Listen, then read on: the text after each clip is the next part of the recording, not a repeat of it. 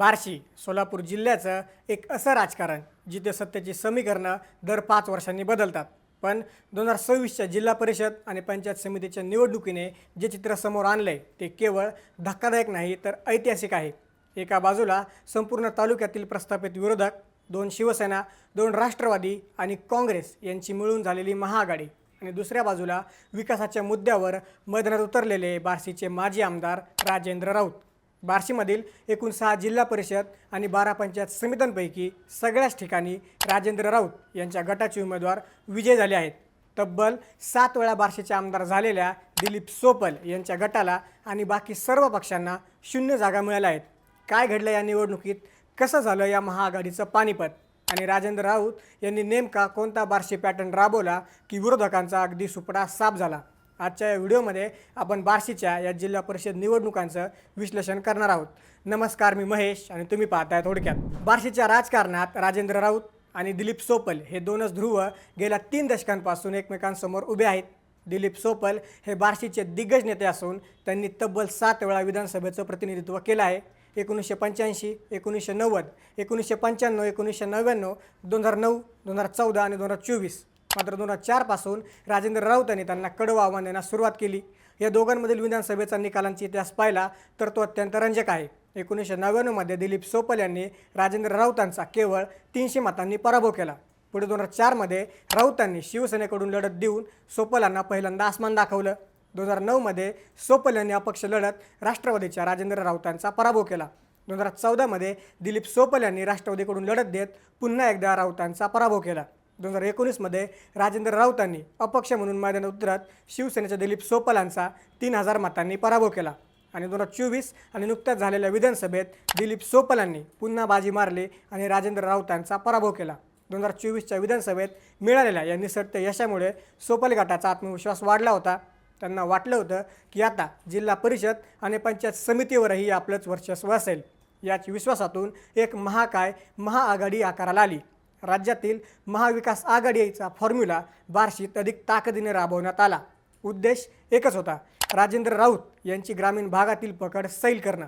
या निवडणुकीचं सर्वात मोठं वैशिष्ट्य म्हणजे सर्वपक्षीय आघाडी. दिलीप सोपल यांनी अत्यंत चाणाक्षपणे सर्व विरोधकांना एकत्र केलं. ज्या कार्यकर्त्यांनी आयुष्यभर एकमेकांविरोधात घोषणा दिल्या ते आता एकाच मंचावर आले होते. शिवसेना उद्धव ठाकरे गट, शिवसेना एकनाथ शिंदे गट, राष्ट्रवादी शरद पवार गट, राष्ट्रवादी अजित पवार गट, काँग्रेस आणि स्थानिक छोटे पक्ष या सर्वांनी मिळून बार्शीच्या स्वाभिमानासाठी आणि राऊतांच्या स्थानिक सत्तेला सुरुंग लावण्यासाठी मोठी फिल्डिंग लावली. प्रचारात असं वाटत होतं की इतकी मोठी शक्ती एकत्र आल्यावर राऊत यांची वाट कठीण होईल. विरोधकांनी राऊतांच्या कार्यशैलीवर, सत्ता केंद्रीकरणावर आणि भ्रष्टाचाराच्या आरोपांवर तोफा डागल्या. पण राजकारणात गणितं नेहमीच कागदावर असतात, तशी जमिनीवर नसतात. दुसरीकडे होते राजेंद्र राऊत. त्यांनी या महाआघाडीला उत्तर देण्यासाठी कोणताही मोठा तामझाम केला नाही. त्यांच्याकडे होतं त्यांचं सर्वात मोठं शस्त्र, गेल्या 5 वर्षात केलेली विकास कामं. राजेंद्र राऊत यांनी प्रचाराचा केंद्रबिंदू फक्त विकास ठेवला. हजारो कोटींहून अधिकचा निधी, रस्त्यांचं जाळं, सिंचनाचे प्रश्न आणि ग्रामीण भागातील तळागाळातील कार्यकर्त्यांशी असलेला वैयक्तिक संपर्क.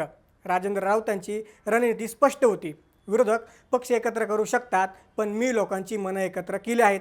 त्यांनी प्रत्येक जिल्हा परिषद गटात आणि पंचायत समिती गटात स्वतःची एक वेगळी फळी उभी केली.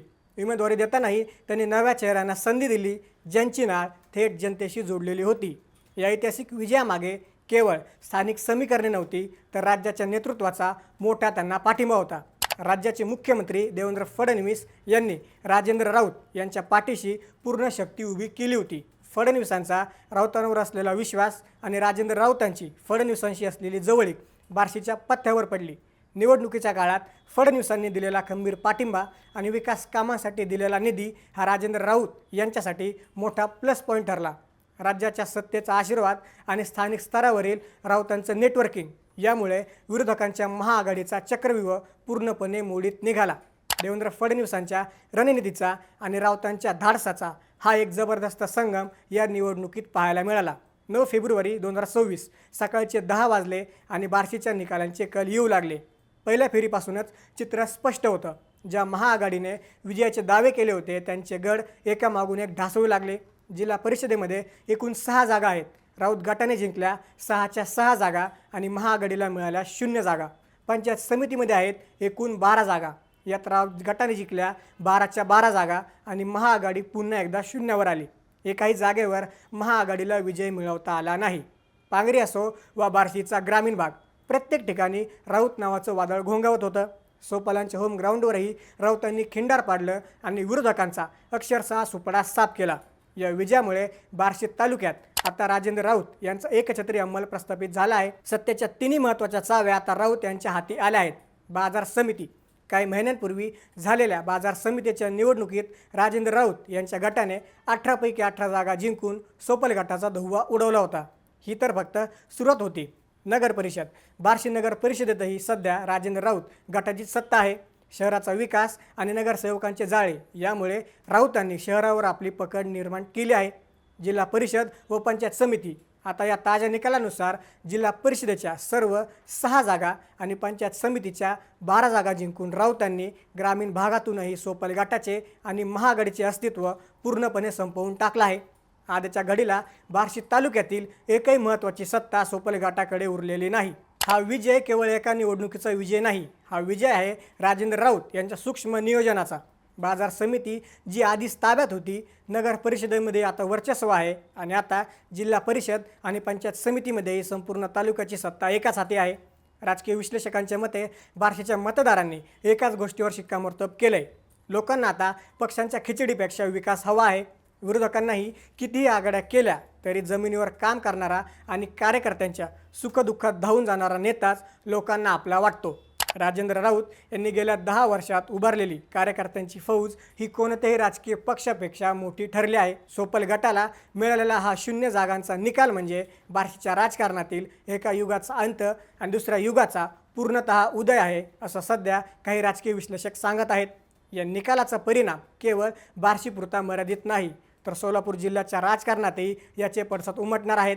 ज्या पद्धतीने राजेंद्र राऊतांनी संपूर्ण महाआघाडीला लोळवलं आहे, त्यावरून त्यांचा बार्शी मॉडेल आता चर्चेचा विषय ठरत आहे. विरोधकांसाठी हा काळ आत्मचिंतनाचा आहे. सर्व पक्ष एकत्र येऊनही राऊतांना का रोखू शकले नाही याचे उत्तर राऊतांच्या दांडग्या जनसंपर्कात दडलं आहे. तालुक्यातील सहकार क्षेत्र असो किंवा स्थानिक स्वराज्य संस्था, राऊतांनी प्रत्येक ठिकाणी आपले वर्चस्व सिद्ध केलं आहे. यामुळे आगामी विधानसभा निवडणुकीसाठी राजेंद्र राऊत यांची वाट आता पूर्णपणे मोकळी आणि अधिक भक्कम झाली आहे. या निकालाने दिलीप सोपल यांच्या राजकीय भविष्यावर मोठं प्रश्नचिन्ह निर्माण केलं आहे. आमदार असूनही त्यांना आपला एकही झेडपी सदस्य निवडून आणता आला नाही, ही त्यांच्यासाठी सर्वात मोठी धोक्याची घंटा आहे. आता दुसरीकडे राजेंद्र राऊत आता बार्शीचे नवे किंग म्हणून उभे राहिले आहेत. तालुक्यातील सर्व सत्ता केंद्र आता राऊतांच्या ताब्यात आहेत. पाणीपुरवठा, शाळा, रस्ते आणि बाजारपेठ या सर्व गोष्टींवर आता राऊत गटाचं नियंत्रण असेल. आगामी काळात बार्शीच्या विकासाला अधिक वेग येईल अशी आशा आता जनतेला आहे. बार्शीनं दाखवून दिलंय की कितीही पक्ष एकत्र आले तरी जर समोरचा नेता जनतेच्या सुखदुःखात उभा असेल तर कोणतीही आघाडी टिकू शकत नाही.